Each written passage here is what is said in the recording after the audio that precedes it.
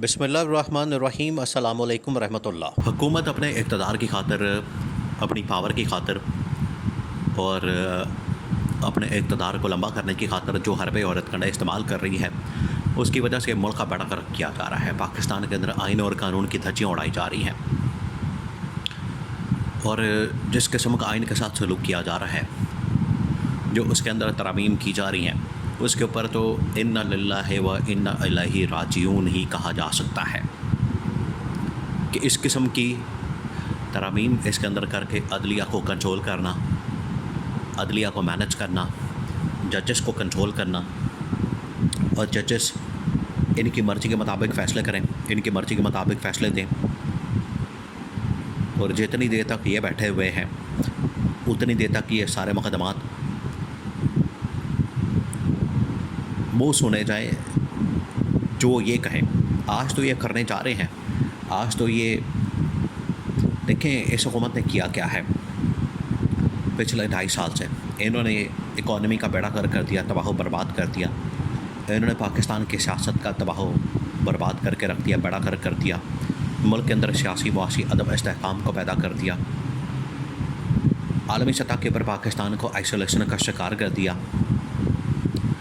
और अदालती सतह के ऊपर इन्होंने इस तरह की तरमीमें ला के पूरा जो अदालती ढांचा है उसको ज़मीन बोस कर दिया, उसकी धज्जियाँ उड़ा दी। यही इमरान खान कहता था कि बजाय इसके, इमरान खान जो इनके मतलब बात करता था, देखिए वो कैसे ठीक साबित हो रही है कि ये शरीफ ख़ानदान का, ज़रदारी ख़ानदान का जो हुकूमत करने का जो तरीका वारदात है, हुकूमत जिस तरीके से ये करते हैं कि इदारों के ऊपर अपने बंदे इंस्टॉल करते हैं, अपने बंदे वहाँ पर बिठाते हैं, अपने बंदे प्लांट करते हैं, इदारों के अंदर अपने बंदे घुसाते हैं, फिर इदारों को तबाह करते हैं, उसके अंदर लूटमार करते हैं, उसके अंदर तबाही फेरते हैं। ना वो आवाम जोगा रहता है इदारा, ना वो आवाम को कोई सहूलत दे सकता है और फिर उसके बाद इतनी तबाही फैल जाती है कि 10-15 सालों बाद आप उसको इतना निचोड़ लेते हैं, फिर आपको वो इदारा बेचना पड़ जाता है। ये है इनका तरीका वारदात। फिर जब बेचते हैं फिर ये अपने फ्रंट मैन खड़े करते हैं, अपने फ्रंट मैनों को ये फिर उनको बेच देते हैं, उनके साथ डील बनाते हैं और बाद में फिर पीछे ये खुद होते हैं और सारी दिहाड़ियाँ पीछे बैठ के खुद लगाते हैं। ये है इनका तरीका वारदात और ये इमरान खान ने कई मरतबा बताया। और ये पाकिस्तान के तमाम इदारे, बड़े बड़े जितने इदारे हैं इस वक्त पाकिस्तान में, स्टील मिल से लेकर PIA, बापडा, लेस्को, पुलिस, थाना, कचहरी, सारा कुछ, हेल्थ डिपार्टमेंट, स्कूल, अस्पताल, कॉलेज, यूनिवर्सिटी और पटवार खाना, जितने आप इदारे नाम लें जो कि पब्लिक सर्विस के लिए होते हैं, दुनिया में आप कहीं भी चले जाएं, ये इदारे हमेशा पब्लिक सर्विस के लिए काम करते हैं।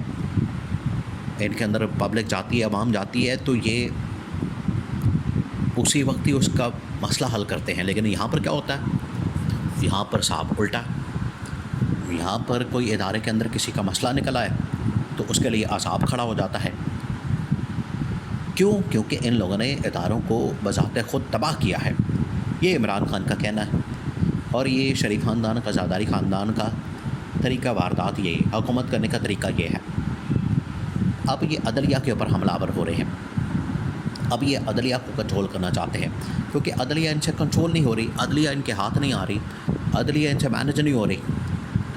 जब 6 जजेस का ख़त आया, 6 जजेस के ख़त ने पूरे मुल्क के अंदर एक भंचाल पैदा कर दिया। इन्होंने मैनेज करने की कोशिश की। शहबाज शरीफ उस दिन बड़ा तेज़ हुआ, उस दिन बड़ा दौड़ा आया और दौड़ के इसने बड़ी भाग दौड़ करने के बाद इसने कादी फाइज ईसा के साथ मुलाकात की और कहा कि हम एक कमीशन बनाने जा रहे हैं, बहुत बड़ा कमीशन है और वो कमीशन क्या करेगा, वो इन 6 जजेस के ख़त के मामले को इन्वेस्टिगेट करेगा, उसकी तहकीकात करेगा। और उसमें से निकला क्या निकला? उसमें से कुछ भी नहीं। वो तसद्दुक़ जलानी की सरबराही में इन लोगों ने कमीशन बना दिया और कमीशन बनाने के बाद क्या हुआ कि वो तसद्दुक़ जलानी ही भाग गया, दौड़ गया। उसने कहा कि मैं तो इस किस्म का काम इस उम्र में नहीं कर सकता। बाद में फिर वो मामला उधर का उधर ही लटक गया और जजेस मज़ीद सामने आते चले गए। तो शहबाज शरीफ के लिए, इस हुकूमत के लिए, इस्टेब्लिशमेंट के लिए फिर ये बड़ा मुश्किल हो गया कि इतने सारे जजेस को अब कैसे मैनेज किया जाए, क्योंकि इमरान खान के ख़िलाफ़ मुकदमात, इमरान खान के ख़िलाफ़ केसेस, वहाँ से फ़ैसले नहीं आ रहे थे। ये पहली बात। दूसरी बात ये कि जब ये अदलिया को कंट्रोल करना चाह रहे थे, अदलिया को कंट्रोल करने के लिए अब अगला चीफ जस्टिस अपनी मर्ज़ी का लाना चाहते थे, क्योंकि काजी फाइज़ ईसा तो पिछले 1 साल से इनको बड़ी सहूलतकारी दे रहा था, इनके लिए सब कुछ मैनेज कर रहा था। 8 फरवरी के इंतखाबात मैनेज किए, मखसूस नशिस्तों वाला फ़ैसला मैनेज किया, और फिर उसके बाद इमरान खान के ख़िलाफ़ जितने मुकदमात हैं वो सारे के सारे 2 जजेस, जिसके अंदर chief justice Islamabad high court और चीफ जस्टिस काजी फाइज़ ईसा, एक आमिर फ़ारूक और दूसरा काजी फाइज़ ईसा, इन दोनों जजेस ने क्या किया? दोनों जजेस ने इमरान खान के ख़िलाफ़ केसेस और मुकदमात बनाए, इमरान खान के ख़िलाफ़ केसेस और मामलात चलाए, और इमरान खान के ख़िलाफ़ ये सारे मुकदमात बनाए।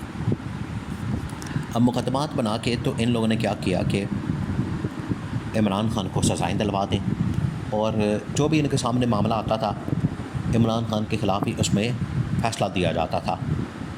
तो ये दोनों जजेस तो बड़े सूट कर रहे थे हुकूमत को। अब आगे जो जजेस आ रहे हैं, जिसके अंदर जस्टिस मंसूर अली शाह है, जस्टिस याहिया अफरीदी है, जस्टिस अतर मनीला है, जस्टिस और बड़े जजेस हैं, अगर वो आ जाते हैं तो वो तो हुकूमत की बात नहीं सुनेंगे, हुकूमत की बात नहीं मानेंगे, हुकूमत की बात के ऊपर अमल दरामद नहीं करेंगे, वो तो अपनी मर्ज़ी करेंगे, वो तो आइन और कानून के मुताबिक फ़ैसले देंगे। जैसे जस्टिस मंसूर अली शाह ने और 8 जजेस ने इमरान खान के हक़ में फ़ैसला दिया, ये हुकूमत को बात जो है बड़ी नागवार गुजरी। उनको बड़ा मसला हुआ कि इससे हमारी हुकूमत भी फारग हो जाएगी, हमारी पिछले 2.5 साल की मेहनत ज़ाया हो जाएगी, हम तो बिल्कुल फटे पे आ जाएंगे। तो फिर इन्होंने पूरा का पूरा आइनी ढांचा ही बदल दिया। आज ये कर रहे हैं, कोई बात नहीं, साल बाद ये नहीं होंगे, ये सारी तरमीमें इनके अपने गले पड़ जानी है। जब बंदा इक़्तिदार में होता है उस वक्त बड़ा खुश होता है इस तरह की तरमीमें करके कि इक़्तिदार हमारे हाथ में आ जाए, सब कुछ हमारे हाथ में आ जाए, हम कंट्रोल करें। लेकिन ये सब कुछ जो है वो 1 साल बाद, 2 साल बाद इनके अपने गले पड़ जाना है। बाद में ये रो रहे होंगे, बाद में ये रोना पिटाना डाल रहे होंगे, मातम कर रहे होंगे कि हमने इस तरह की तरमीमें क्यों कर दी, और बाद में ये सारा कुछ फेंक देंगे किसके ऊपर? इस्टेब्लिशमेंट के ऊपर। तो ये मुल्क की तबाही और बर्बादी फेरने में एक और कदम उठा रहे हैं, जिसकी वजह से मुल्क का भी नुकसान है, अदलिया का भी नुकसान है, और 25 करोड़ आवाम का भी नुकसान है।